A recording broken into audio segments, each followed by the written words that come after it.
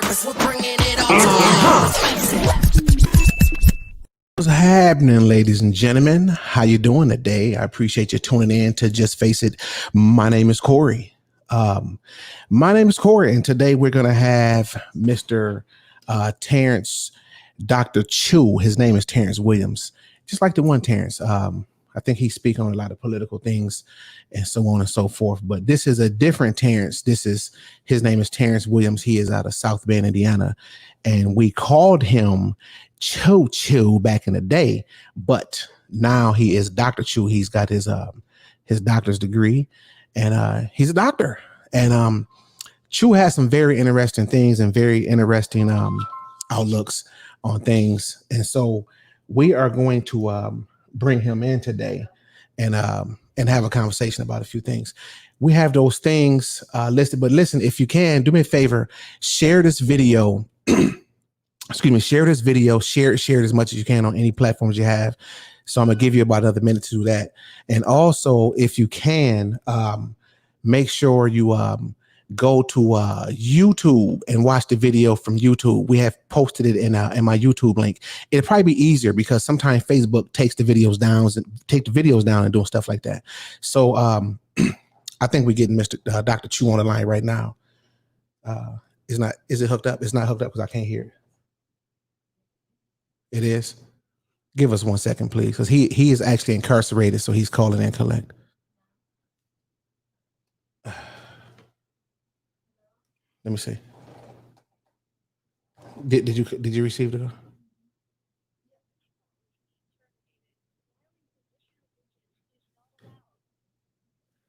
It terminated the call. Hold on, he's gonna call right back. Here, give me the phone call. Here. Let me get the phone hooked up. Stick around, because this is going to be really interesting.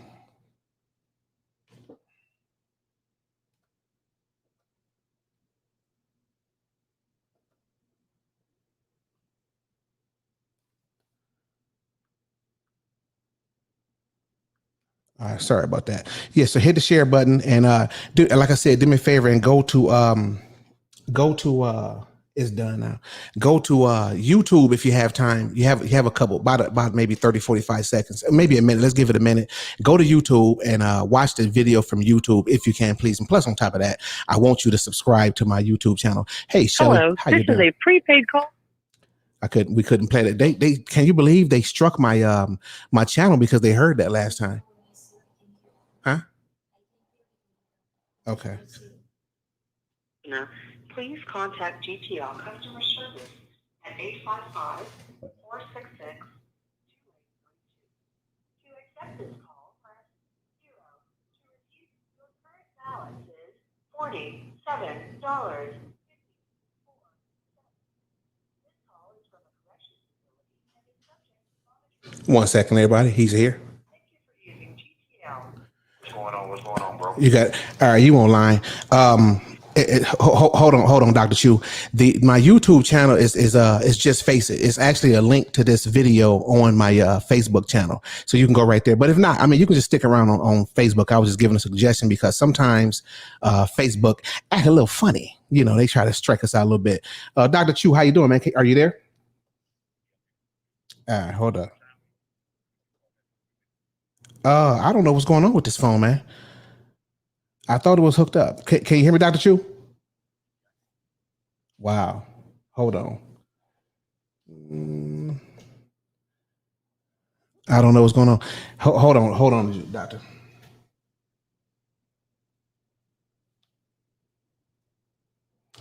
You guys, give me a minute. Let me try to get this fixed. This is acting funny, real funny. Don't hang up, doc.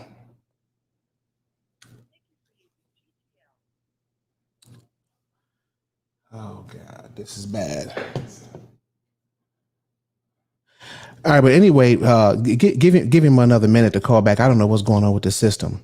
Yes, it's saying it's hooked up. Let's see. Let me check. Thank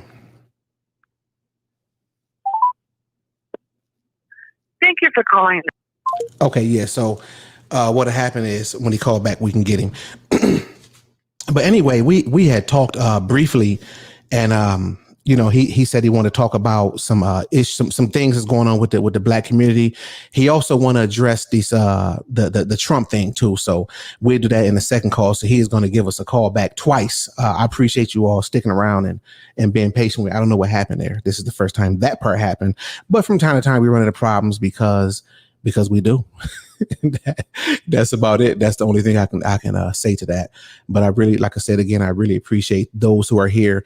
Give me just another second. This is going to be worth you waiting around. Trust me when I tell you, you are going to be happy with the information that we get, and it's very inspiring. I already know this because I know him, and I know that he is not going to give us any information that's not worth listening to.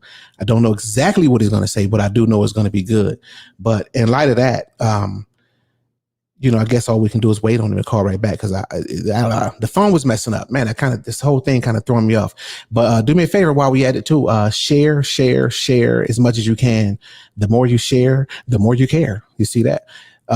Shelly, what is it? What is up, Shelly? Shelly, you know what? I meant to call you this morning, but I went to sleep. My girl spoiled me and everything. So they was rubbing my head we came up with this weird thing, right? With what would they use? Sugar. Or they use sugar and shampoo and rub my head and got my bald head nice and clean. I feel good about that. What's up, Brian from Tennessee? Brian, stick around for me, man. And be a little patient till this call come in. And yeah, it should be coming in like any second. I don't know what's taking so long.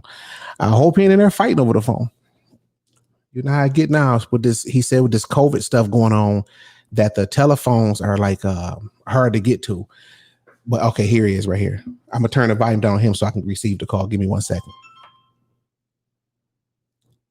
Hello. A prepaid call. A prisoner. I'm going to get it. Lakeland facility. If you feel you're or extorted, please contact customer service at 84628 to accept calls 0. Your current balance is 7. I got to do it like this. This call. Check recording. Thank you for you. What up, bro? Hey, what's happening, Dr. Choo? You live already, baby. What's happening? How you doing, man? I'm blessed, man. I'm blessed. I can't complain. I'm definitely blessed. It's good to hear your voice, bro. Man, every time, man. Yeah, I was we had a couple technical difficulties there, but we cool. Man, this was crazy. The last time when you called and you can hear the collect call coming through, they struck my my YouTube channel for that. Ain't that crazy? Oh yeah, they did. Yeah, they struck my channel because I guess that you have made a collect and all that is copyrighted. So it struck my channel, but it's okay. It's all good. I can fix it, but I don't want to. We don't want to try them again. So I had to kind of work things out, and I think that's what kind of threw me off. But anyway, man, let's jump right into it, man. So we had a real interesting short conversation, and again, we like to save them for here because we like all our conversations that we're going to share on this platform to be organic. You know what I'm saying? So that's what we did. But anyway, we got Dr. Choo in the house, man. How you doing? How you doing again, man? Say hi. Let everybody know how you feeling, man. Well, I'm blessed. I can't complain. It's an honor and a privilege to be here. You know what I'm saying? To be able to speak to the people out in the public, as well as it's an honor to be able to use your platform. You know what I'm saying? And I definitely want to thank you for having me again, brother. Thank you. Oh man, we're gonna have you plenty more times. Don't even trip on that. But I had a couple questions that I wanted to kind of use to get the conversation started. Right. But so one thing that I want to know is, and that's important to me, and to a lot of people, and I got my ultimate reason, but I'm gonna let you take it over. So as far as your racial, how do you view the racial tension in America right now? Wow. That's a real good one. The racial tension in America today is, to me, because I sit in prison, so the only thing that I can do is be some eyes from the inside looking out, and what I have is newspapers, television, magazines, and also phone calls to the society, such as, talking to you, you know what I'm saying? So I gather detailed information, and then I process it and I break it down. But at the same time, to be able to see right now in America through looking from the inside out, what I'm seeing is frustration. I'm looking at frustration to the highest degree from the white side as well as the black side. The black people are tired, and they're tired of the killing. They're tired of the mistreatment. But there's one thing. Wait, hold on. What did you say that the black people tired? What they tired of the killing and mistreatment? Yeah, they're tired of the killing and the mistreatment. And I'm saying that the killing by the police, the mistreatment, by the white race.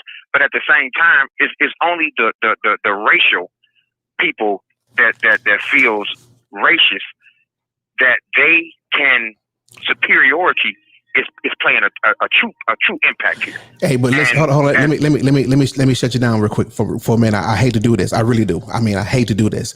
But man, listen, do me a favor. Talk to me like you're talking to me. Talk like you're talking to me, because you don't have to. It's like you're talking a little slow. Go ahead and let it out and be yourself, man. Well, at the same time, I definitely appreciate that. But the race of people today, what we're dealing with, man, is tired. Because when you look out into the streets, you have two different races of people, bro. What you have is you have a black group that's fed up, then you have a white group that's fed up. So you got the white folks standing in front of the white folks at the same time protesting in front of their own kind. So the white folks that's the police from this side don't even know how to deal with their own kind because their own kind is fed up. So you have the black folks that's marching and the white folks that's marching. But you got the white folks that's fed up because they're tired of the mistreatment of the black folks. So when you look outside into the world today, you see more people that's white holding the signs that say Black Lives Matter. So if they believe that Black Lives Matter, why is it that we can't believe that Black Lives Matter? Because we also are guilty on black crime, brother. You know what I'm saying? Because right now, in order for us to be able to see really what's going on, we're killing each other more than the white man could ever kill us. We're killing each other at a 75% rate higher than ever in America's history. So right now, we're killing each other more than the white man did in slavery, brother. It's crazy. You're right, man. What about do me another favor, man, and address the youth in America, and I'm talking about all of them: black, white, Puerto Rican, Mexican, all of it. You know what I'm saying? Address the youth. Well, the youth today, brother, you know what I'm saying? And I appreciate you, you know what I'm saying, cutting it to me like that, you know what I'm saying, to bring out, that rawness, you know what I'm saying? When you know that you're speaking to the world, you know what I'm saying, you want to be as ethical as you can and most respectful as you can, but at the same time, I want to be sincere and I want to be true, because you started off with the truth, you know what I'm saying, as you use the word organic. So let's get organic with it. So at the same time, our youth today, they sleep and wake up to a fratricidal society. Fratricidal, you know what I'm saying, for those who don't know, fratricidal is those who kill their own brothers and sisters. So we're witnessing a fratricidal society today. They're Generation X. We call them in prison the Generation X. They're the smartest and most intelligent generation that you have ever seen, that America has ever given birth to. If you pay attention today, the baby comes out of the womb. And the baby at a child's age, one between 1 and 3, a child can take a cell phone, turn it on, and operate the game functions on it, brother. We're dealing with the most brilliant set of youth ever to walk on the planet Earth. But at the same time, brother, we're dealing with a group of people who are fearless, brother. They're fearless. They fear nothing. They're ready to die right now, brother. Right now. Yeah, it's crazy, ain't it, man? These kids, listen, man, it's a different breed, man. I had a thought, man, this morning. I woke up and I was just like, dang, it was deep. And I'm gonna do a whole show on that. I got another guy. He's from Chicago, and I was thinking about Chicago, right? And we sleeping on Chicago, just like we sleeping on this new generation that we're dealing with, because man, we taught these people, we taught these kids how to behave that way. And in Chicago, they are the most evidently they're the best learners because they're doing the best job at what we taught them, and that's killing each other and committing crime at an extreme high rate. So imagine if we turned things around and taught them the right way, how powerful they would be then. So I feel what you're saying, because that thought was just on my mind this morning. I know I didn't discuss that with you, but when we get off, or maybe later on today or not, I wanted to talk more into that. But for right now, do you think that them being ready to die and that behavior shifting over to the police, that energy shifting over to the police when we get pulled over or get, pulled up on walking down the street has any relation to police brutality as it relates to blacks? Well, what we're dealing with again, brother, you know what I'm saying? I'm glad we got here again. Our youth today don't see color. You know what I'm saying? They don't see color. I'm sitting in prison today and I'm witnessing some of the most, most beautiful acts it is, because the youth today here, they are ready for counsel, brother. And when I say they're ready for counsel, they're ready to be taught, as exactly what you just said. They want to learn. We have left them out there to teach themselves and to defend themselves. So at the same time, right now, we're dealing with a heartless individuals because of the simple fact of one thing: they don't know the value of one another. So until they learn the value of one another, they'll never learn the equal opportunity to be able to treat each other that way. And what I really have realized, and this is very, very important, they're not a spiritual, they're not a religious group of individuals. You know what I'm saying, when you're dealing with the gangs and when you're dealing with the youth, they don't gravitate towards religion. They are spiritual people because they believe in higher power. A lot of them don't believe in nothing that deals with religion because religion has failed the people. So at the same time, as I sit here with the youth every single day, I have learned so many answers from the youth. And one of the most important things that I've learned, Brother Corey, is this right here: they're ready to die for the right cause. They're ready to die for the right cause. And today, whoever their best friend is, this is the most important thing that they discuss in the youth classes that I teach. They say that they ride with their best friend every day, and then that same night, that becomes their number one enemy. That's what they're living in. Wow. So you teaching? How often do you teach? Do you teach the youth there? Well, I used to teach 3 times a week, you know what I'm saying, for an hour and a half. But when COVID hit, you know what I'm saying, it shut down everything. So the schools is closed, you know what I'm saying, the classes where we, teach, you know what I'm saying, the trades and everything, all of the educational process of the schools has been shut down in the Department of Corrections due to COVID. So hopefully one day we'll be able to start them back up, because the youth right now are really starving for that type of education and that type of teaching, because they resorted back to their savage ways, you know what I'm saying, and they beast-like ways. So they back out there, you know what I'm saying, and it seems like, listen, if you don't have a grip on them and be able to feed them and teach them, then they're gonna run wild like a pack of wild dogs and herds. Man, ain't they, man? I want to ask you something, man. In comparison to the youth now and when you was a youth in the streets doing your thing, what's the difference? Well, the difference today is with yesterday is that when I grew up, we followed some of the rules. We definitely followed some of the rules. Like we didn't kill women, we didn't kill children. You know what I mean? There was a this and that thing that you didn't do and you must not do. Today there is no rules in the game. Remember the saying that they came with: don't hate the player, hate the game. Well, you really can't never hate the game, because the game come with rules.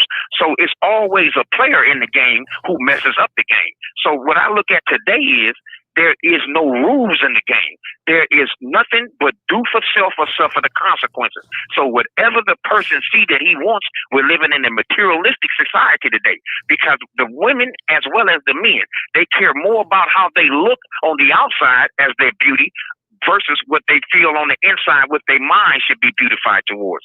See, if you can learn how to beautify your mind, then your body automatically becomes beautified, because it's your thinking that controls everything in your sphere that defines who you are. Yeah, that's true, man. Wow.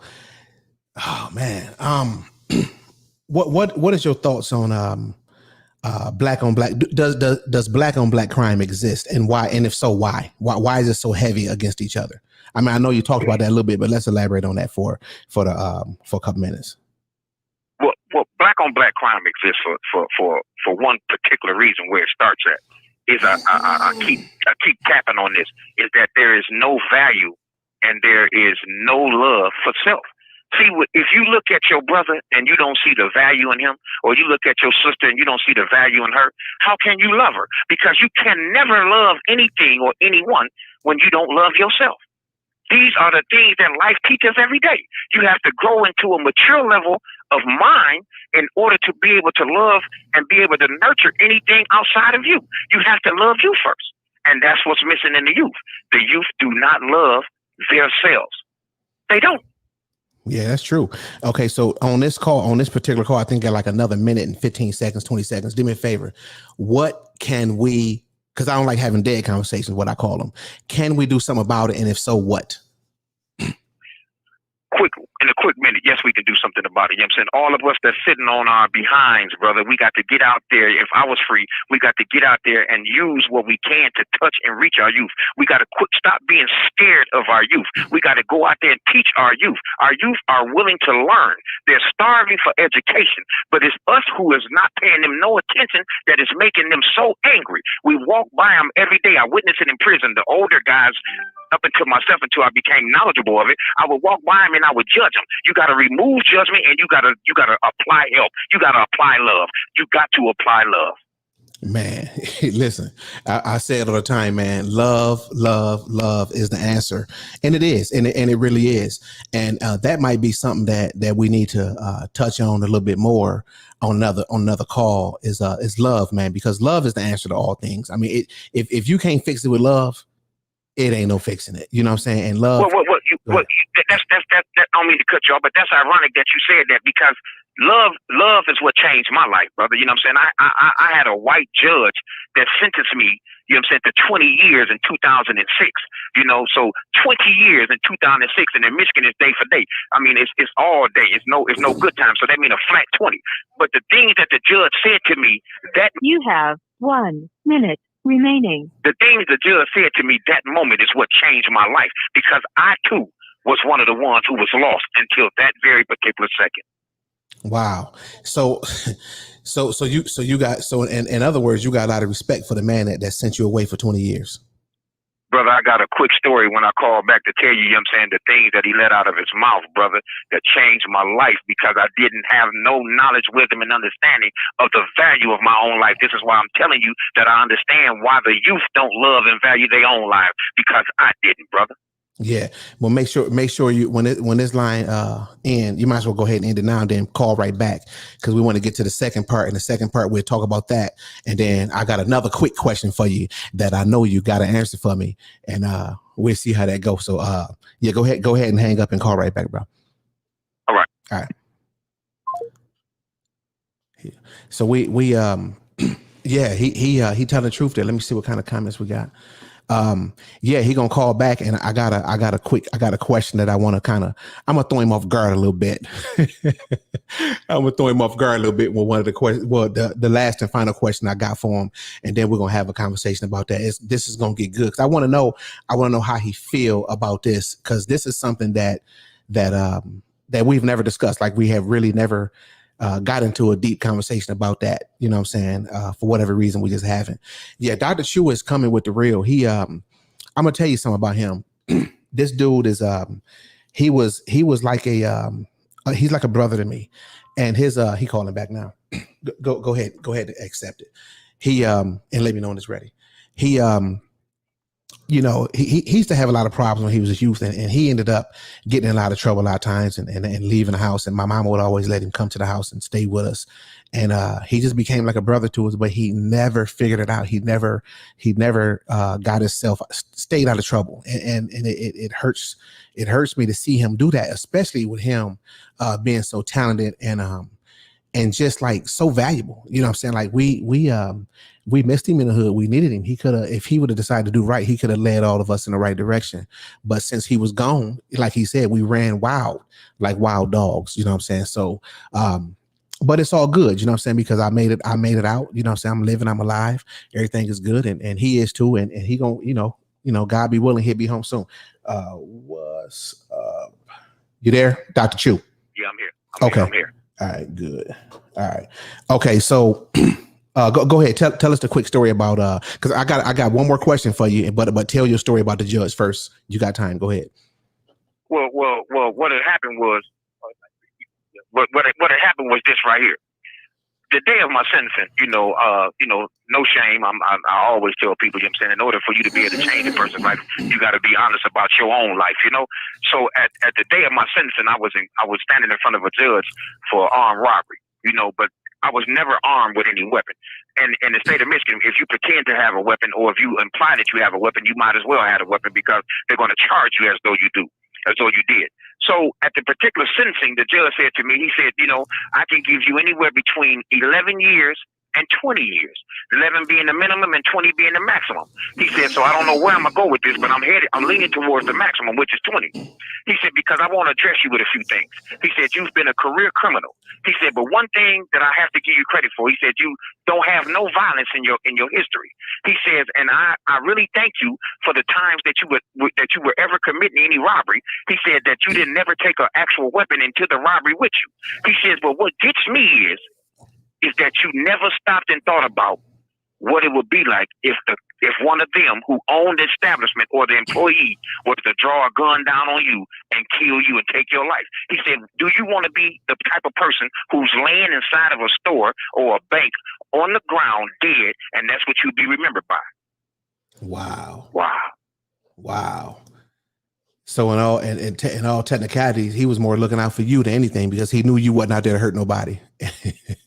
He knew that I wasn't out there hurting nobody, but when he drew that picture up, and I looked and I thought about myself, and then the next words he said is what capitalized everything.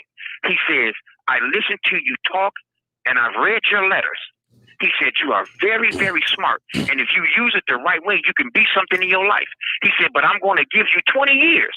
He said, because I need you to go down there and think about it. He said, because if I let you go at 11 years, he said, I guarantee you won't get the lesson. And you know what? Today, I'm proud to say it's been a hard fight, brother. And it's been 20 years, but I got 4 years and 8 months left if I have to do it all. But I want to hug, and I definitely want to shake that white man's hand because you know what?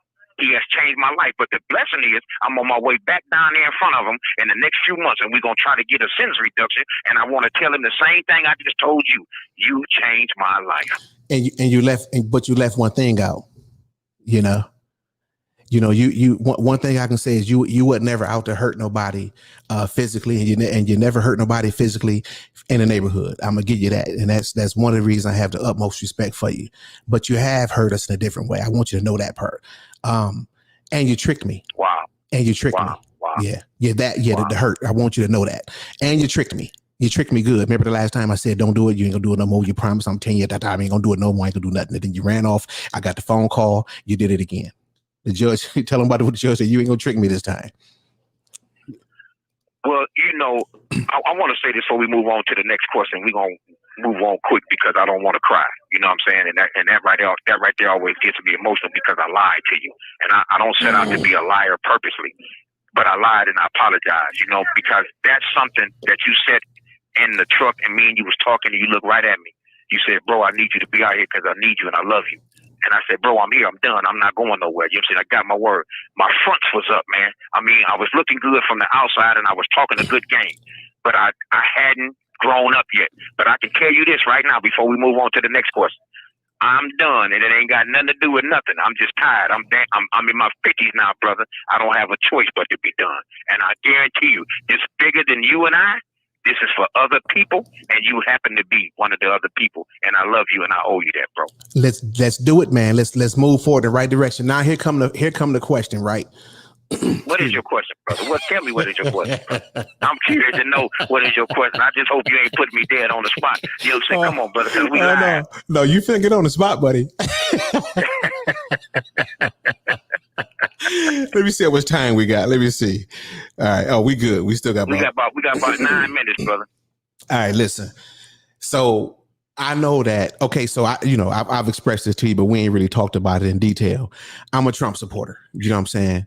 And I'm black. I'm a black Trump supporter, and that's not normal. You know what I'm saying? We both from the same neighborhood. We both, I'm pretty sure, was brought up the same way, and we were brought up to be Democrats because those white folks is racist. Those white folks is racist, and they all Republicans. And the Democrats is for us because they're gonna give us some free food. So what is?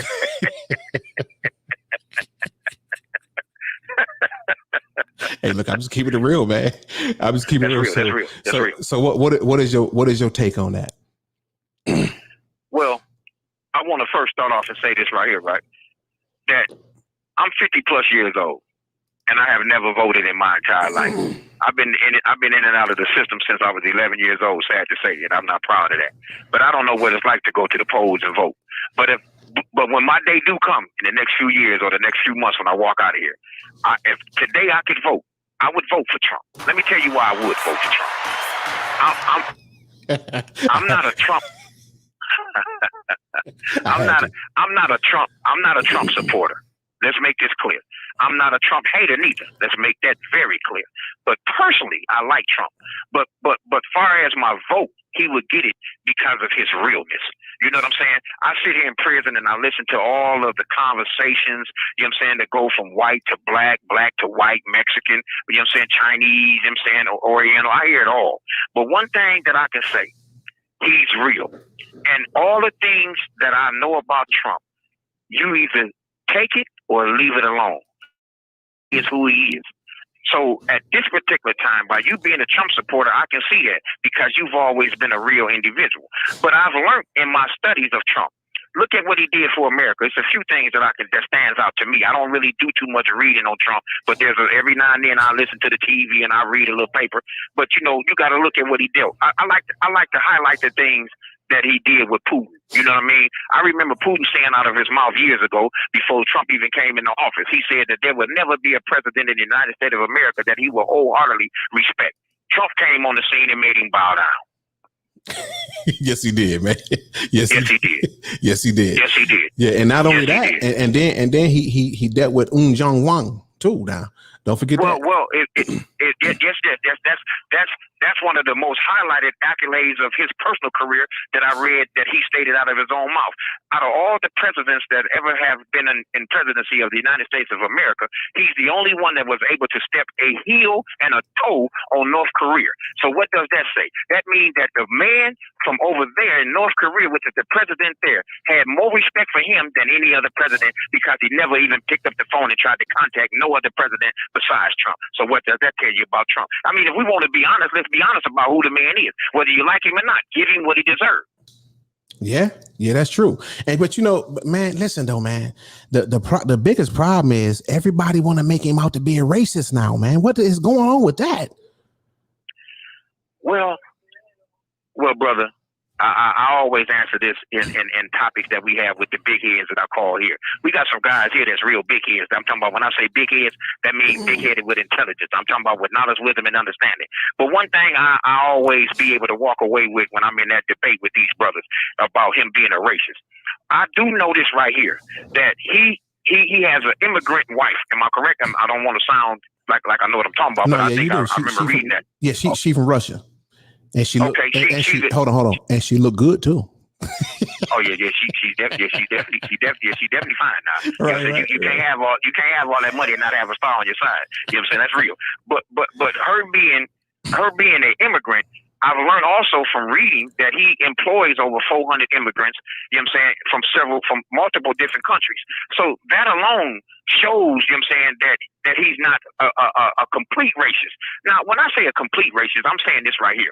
Every person, this is my belief now. You can shoot me how you want to, but don't kill me. Every person in America, to some degree, white and black, has a drop of racism in them once they grow up. Now, from a kid, you can set children inside of a playground and they'll play with each other because they don't recognize color. But as they grow up and learn, they learn what color becomes and they learn the value of what color is to other people. So this automatically makes every individual have some degree of racism inside them. So is he a racist? To some degree, yes. But guess what, though? That doesn't mean anything. Can he be a racist that makes a balanced decision for the whole entirety of the population of people in America? That's what's the most important. Yeah. Well, how much do you know about I know you in there, but how much do you know about Joe Biden? To me, Joe Biden, I haven't really studied too much about Joe Biden, but one thing I have learned about him, you know what I'm saying, is that when I do look and I listen a little bit, you know what I'm saying, to what's going on, I spent about a few seconds listening to that debate. To me, he's too old, he's too slow. You know what I'm saying? His receptive, you know what I'm saying, ism is to respond is too delayed for me. We need a person in there, you know what I'm saying, that's about that action. You know what I'm saying? Trump is about that action. We're living at a time right now where you can't play. You can't have a soft-hearted president right now. You need someone someone in there right now that's gonna go in there and get it, and that's gonna make that call. Let's go do that. And he wanted them type of president. We got to get the next 4 years out of him. You know what I'm saying? For one reason, even though the rich may get richer, brother, but the poor gonna grab something off the top too. Hey man, you ain't lying. You ain't lying, man. I be telling people, look, I don't know if you know this, but the man finna give us, he want to give us, he put together a platinum plan to give us $500 billion. And man, do you know black folks still ain't happy with the man? Oh man, he only doing that because of this. It's like, it's terrible, man. It's bad out here, Choo, man. It's bad. Well, you know, I hear all the time that he was the one who was a part of the COVID and this, that, the other, da, da, da, da, da. You know, I really, have you ever heard that? You know what I'm saying? That he's one of the ones that, you know. Stuff. Yeah, that's return. Well, first and foremost, right? If you go back to the beginning of time before COVID, right? We had the most jobs ever in presidency. We had the best business booming in the economy. You know what I'm saying? The jobs was where they was just running overflow. Everything was going in the right direction. Let's say that he had found the pathway. So at this particular time, guess what? This is so real here. I tell people this all the time. If he was a part of COVID or knew anything about it and allowed it to happen, this automatically means that he would be willing to sabotage his chance to be the president for another 4 years. That would mean that he's the stupidest person that have ever walked the face of this earth. And everybody know one thing: you can't put that label on him. No, he can't. You can't, man, because listen, man, you can't successfully build a business the way he did and be stupid. You just can't. You can't hold together his family the way he has if he was stupid. That's one of the hardest tasks that a man could face, is holding his family together. One of the most important things that you could ever do in life. And he accomplished that. You don't hear nothing about none of them running around here being on drugs, smoking no dope, committing no crimes, doing this old crazy weird stuff. So evidently he laid together a nice structure, you know what I'm saying, for his family. And if you can lay that down for your family, then the chance of you doing it for your country is much greater than the person who got his kids running around here stealing and killing everything else. So I don't want to hear that. You know what I'm saying? People tripping with that stuff, man. And I think that we sleeping on the man. We simply sleeping on the man. You know what I'm saying? Well, you know, people always like to compare him to Barack. You know what I'm saying? Now, you know, don't get me wrong. I love Barack, first black president. So to me, he's the most famous person to ever walk the face of this earth, Barack Obama, as far as when it comes to the black community. You know what I'm saying? The black people. You know what I'm saying? I also believe that there should be a statue next to Lincoln, you know what I'm saying, and outside of the outside of the White House with Barack on there, because he broke and made history. You know what I'm saying? So we've seen something that the white man never thought that would ever happen, and we've seen something that the black man thought that would never happen. So we know now that anything that you think is impossible is also possible. But I want to say this right here. You got a lot of things that Barack did, but Barack walked into presidency and he inherited, you know what I'm saying, a budget of debt. A budget of debt, you know what I'm saying, from Bush. So he was in a hole from the time he walked in. But one thing about Trump made it clear when he walked in: I don't want anything from anyone that was a president. I don't want to stand on the backs of the president, and I don't want to stand on the shoulders of the president. I want to stand on the platform of... You have 1 minute remaining. I want to stand on the platform of my own, and he took off and he did that. And from that point on, he made major things happen. And we got a list of things that he made happen. But I also want to say this right here, brother. You know, I never have been able to give my information to the public for those who may want to write, you know what I'm saying, or hit me up on JPay, you know what I'm saying, and say something to me. But right quick, anybody that wants to get in contact with me, here's my information. You go to jpay.com, which is JPAY.com. And you type in Williams, WILLIAMS. My inmate number is 248-947. I want to hear from the people that agree with me, and I want to hear from the people that don't. We can just build. Let's just keep it respectful, and let's just keep it moving. Until then, brother, I'm saying I love you. And I want you to know I'm proud of you, brother. I leave you as I came. Man, I love you too, man. Yeah, there was a guy that disagreed. I'm gonna talk to him about it, and I'll let you know later on. Then maybe you can come back in a few days, and we can have some dialogue. Next time you come on, man, maybe we can take some phone calls and get some open dialogue going. How that sound? Oh man, whatever you want to do. I told you. Thank you for using GTL. Gotta cut it off.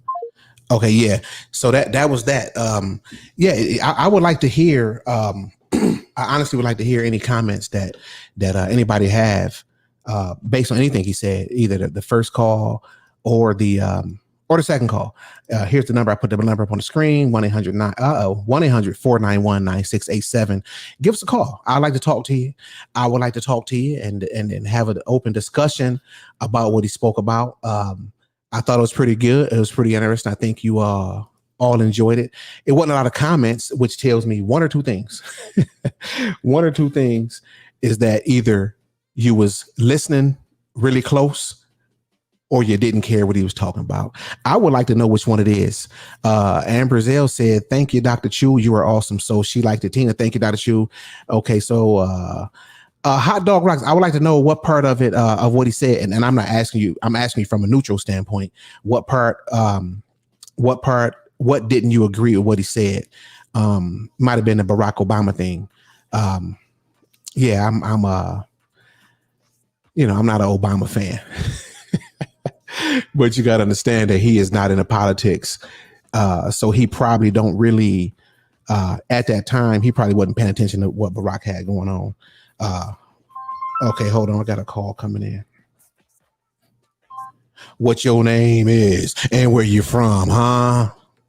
Man, I'm Gregory Fitzgerald Williams from South Bend, Indiana. South Bend, Indy Scanner.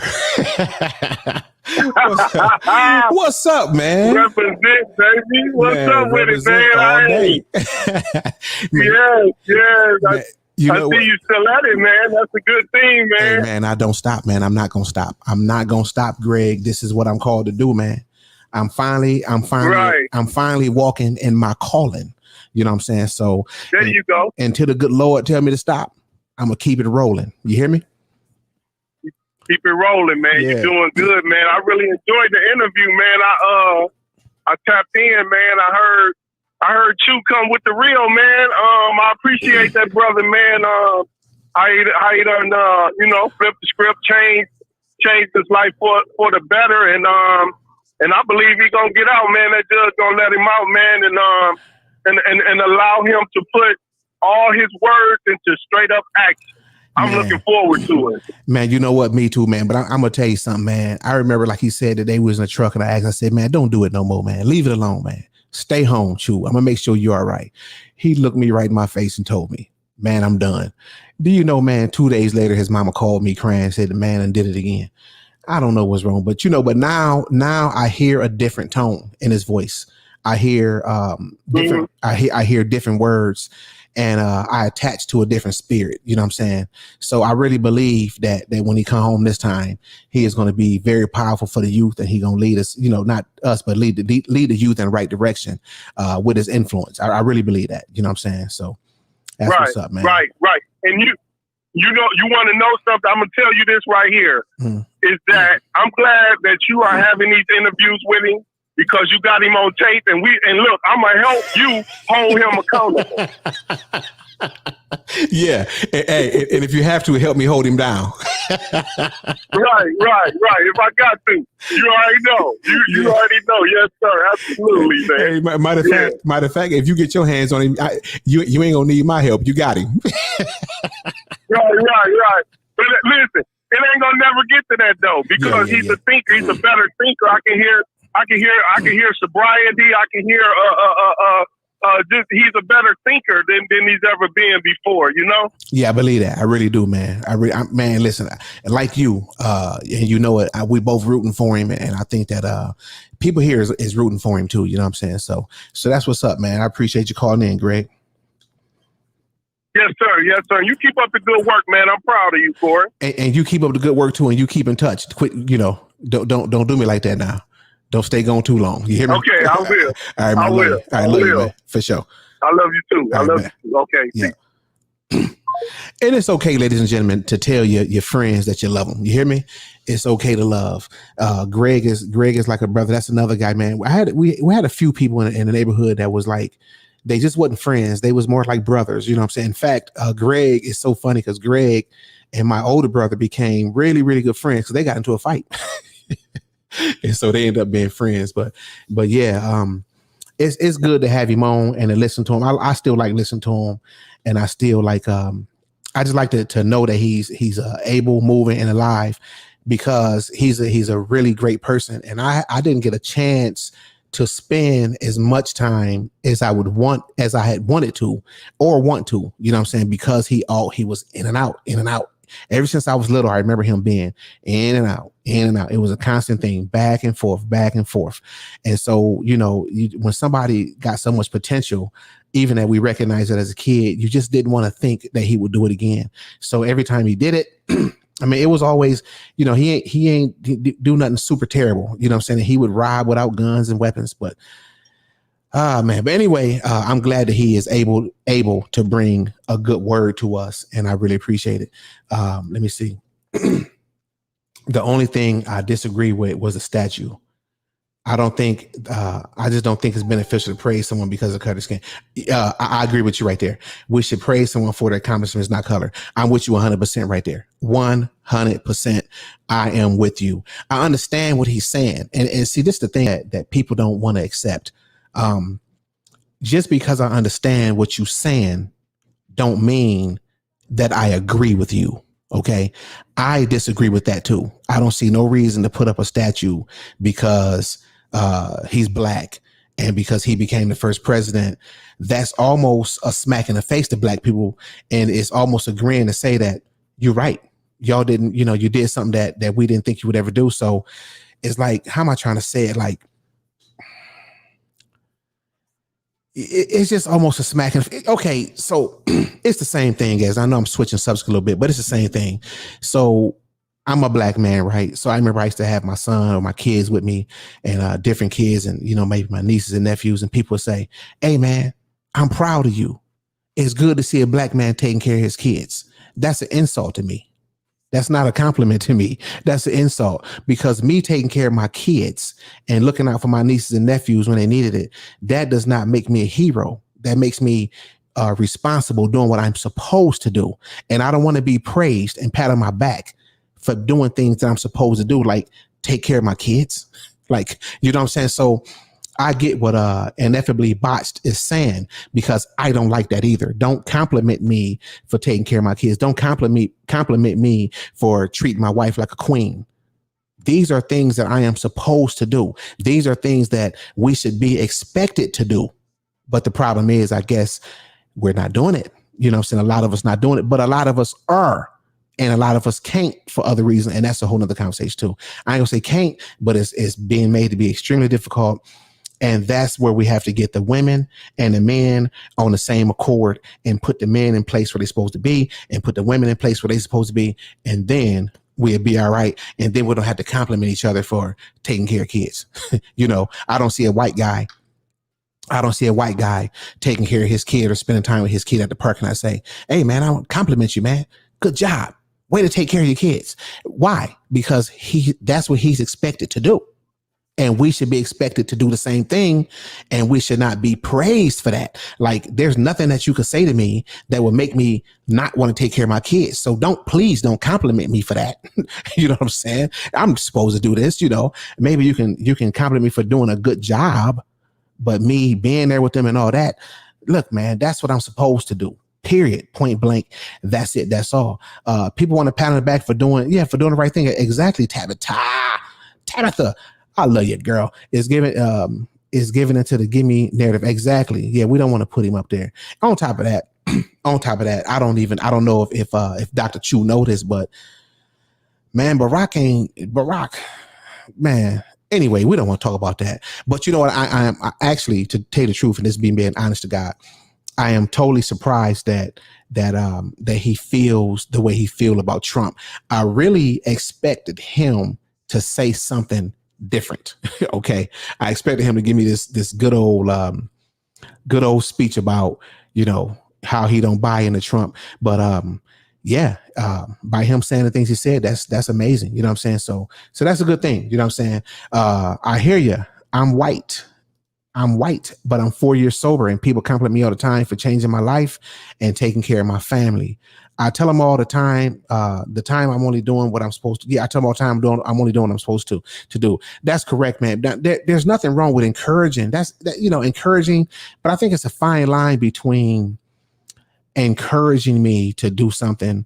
That's a little different. You know, there's nothing wrong with encouraging, but don't, I don't know, man. That just kind of rubbed me the wrong way when you go to, oh man, I'm good to see you taking care of your kids. Come on, man. That's what I'm supposed to do. I know I keep saying it, but that's as real as it get. But what do you all think about? Excuse me.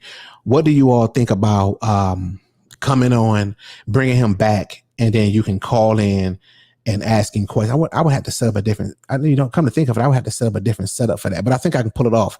If you tell me that that's what you want to do, enough people, let me know, and we can do that, because I would like to give him a chance to have some dialogue and talk to some people.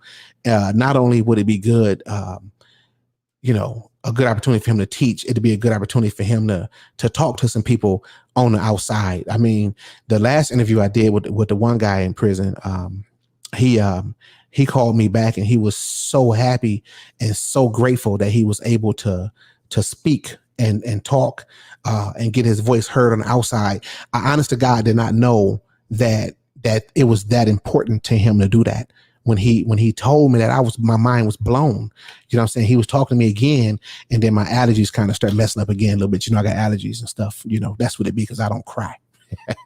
But yeah, it blew my mind to hear how much it meant to him to speak to the outside. And he still called me every now and then and just, say a few words to me. And I'm glad that I made that relationship with him. He's a good guy. I completely agree with you on that. However, Black fathers are under attack even more so today. Yes, sir, Lord King D, they are, man. Black fathers are under attack. And I'm telling you, I can tell you firsthand, bro. I went through hell to tell the captain. You know what I'm saying? With my youngest son. My oldest son, it was a different story. I went through a little something with getting him, but his mom, at a certain point, she willingly gave him up, and I'm glad he did. And me and her, we weren't together at the time or whatever, but we was kind of into it a lot. But one thing that I tell people this about her, she gave him up, and she told me, and I was dug into her about it one time. I said, yeah, you ain't shit, you didn't give up. She said, let me tell you something. She said, one thing I know for sure, you ain't shit, but I know you're gonna take care of that boy, and I think you would do a better job at taking care of him than I will. So that's why I gave him up. You gotta respect that.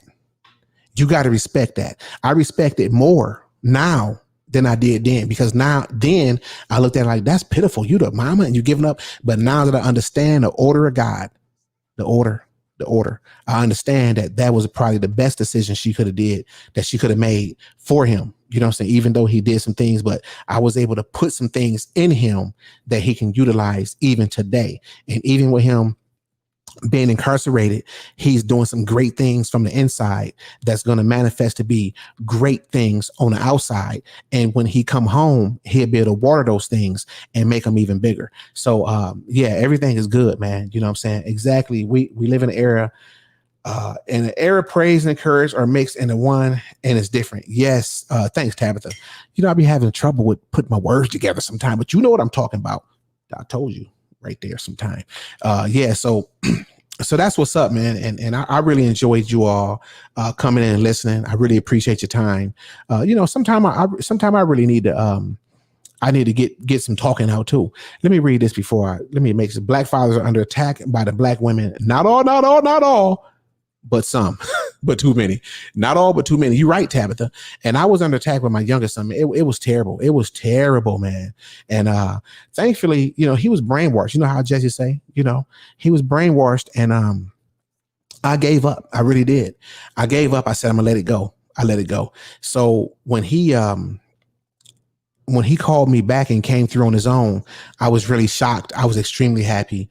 And it felt so good to know that the things that I put into him, it grew, and it grew to the point to where he reached back out to me, and he came to my door. He apologized, and me and him now, we are closer than ever. We have a wonderful relationship, and he cannot stay off the phone with me. He called me every day, and I love it. I got a grandbaby, and I'm just so excited about life. Life is treating me real good. He said, wow, I just started a new channel dealing with addressing open DCS cases and how to overcome it. Yes, man. Thanks, Jerome. I'm so glad you did that, man. Boom. Let me get it. Let me give you one. Yes. That's gonna be strong, Jerome. Why don't we get together and do a show? Let's do a show, man. Let's do a show on that. Anytime you're available, sometime next week, let's do a show and talk about it, and I can introduce the channel to my audience, and maybe that'll give you a little boost on it too, and mostly because I know that if you did it, I know it's gonna be tough. I know it's gonna be a good one, and I know it's gonna be needed. I know it is needed, and I know it's going to be effective because you not. If I know you like I think I do, and I'm sure I do. I think I do. I know I do. I'm for sure. Yeah, that. You doing it, because you was instructed to by our guy. So it's gonna work out, man. It's called the channel is called Mr. Jew. It just started. You're hitting on a good topic, Mr. Jew. Oh, you got me. You got me.